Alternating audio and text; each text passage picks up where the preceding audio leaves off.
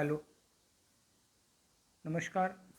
आज जो विषय मैं बोलने जा रहा हूँ वो विषय है डीमार्ट। तो इसके पहले भी मैंने डीमार्ट के बारे में वीडियो पोस्ट किया था और आज जैसे ही कि डीमार्ट का फिर एक बार क्वार्टर 2 का रिज़ल्ट FY 25 का आया है, तो हमें दिख रहा है कि डीमार्ट का शेयर्स कहीं ज़्यादा फॉल तो नहीं हुआ, पर फिर भी बहुत कुछ उसमें एप्रिसिएशन नहीं हो रहा है। तो जब डीमार्ट का शेयर आया था तो पहले ही दिन जब वो लिस्ट हुआ था तो 100% जंप किया था। वो 300 रुपीज़ का शेयर 600 रुपीज़ हुआ था। फिर वहाँ से वो रुक नहीं रहा था और वो आई थिंक ईयर 2021 में 6,600 का टॉप बनाया था। उसके बाद उसने सितंबर 2024 में उसका भी ब्रेक करके टॉप बनाए 4,900 और एक दो दिन में वहाँ से बाउंस करके at the all time high 5,302 रुपये का टच करके वो शेयर आया है। और उसके बाद हम लोग देख रहे हैं कि उसका कंटिन्यूसली डाउनफॉल हो रहा है।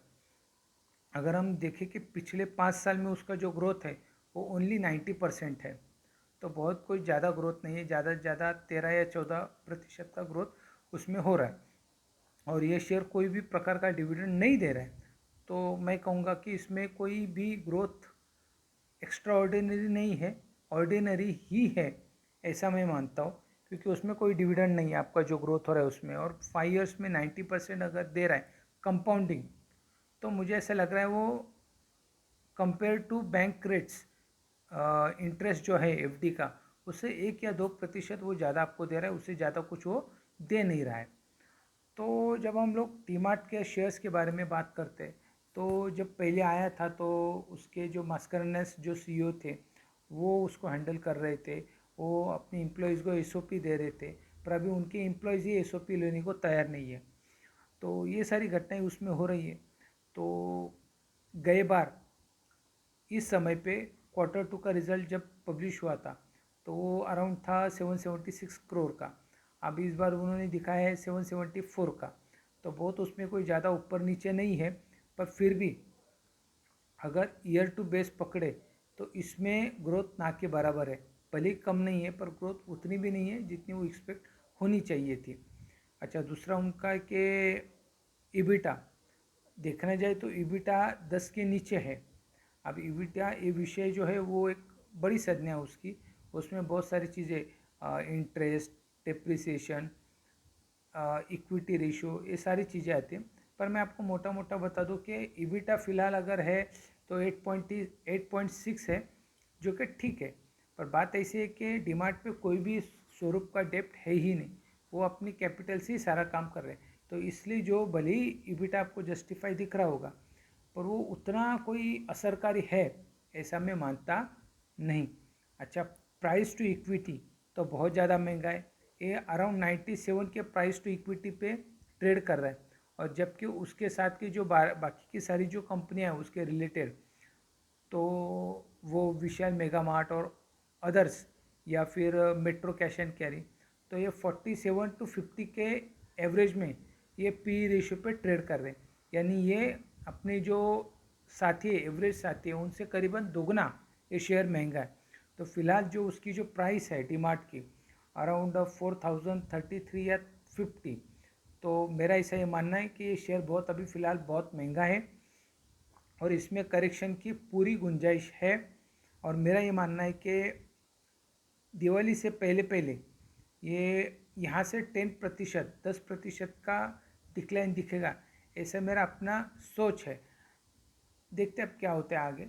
पर फिलहाल मैं, जो मेरे फ्रेंड्स सर्कल्स जो मेरे वीडियोस को हमेशा देखते हैं, मैं उनको बताना चाहूँगा कि फ़िलहाल तो एटलीस्ट फ़िलहाल, क्योंकि जिस तरह से ब्लिंकिट, इंस्टामार्ट इन्होंने जिस प्रकार से रेस में आए हैं, उनकी वजह से डीमार्ट का जो क्रेज़ था वो कम हुआ है।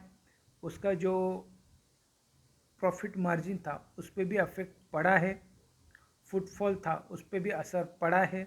माना कि सेल्स बढ़ा है पर उसका कॉस्ट बढ़ा है, क्योंकि उनको ब्लिंकिट, जोमेटो इंस्टामार्ट, इनको बाहर से फंडिंग हो रही है, हज़ारों करोड़ों रुपए की फंडिंग हो रही है। उसकी वजह से वो बहुत ज़्यादा डिस्काउंट्स दे रहे हैं।